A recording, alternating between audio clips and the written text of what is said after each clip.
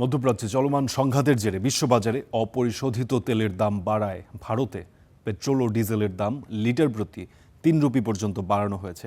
আজ শুক্রবার এই নতুন দাম কার্যকর হয়েছে।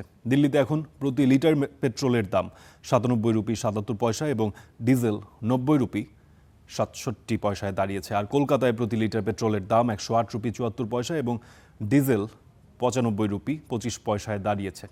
দেশটির অন্যান্য শহর ভেদে এই দাম বাড়ার পরিমাণ লিটার প্রতি 2 রুপি 83 পয়সা থেকে 3 রুপি 29 পয়সা পর্যন্ত।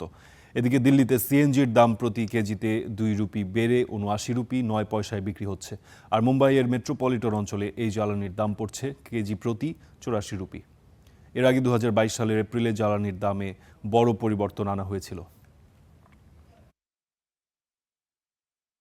এবার লিটার প্রতি 3 টাকা বেড়েছে, এটা তো আমাদের মতো সাধারণ পাবলিকের মধ্যে খুবই অসুবিধা।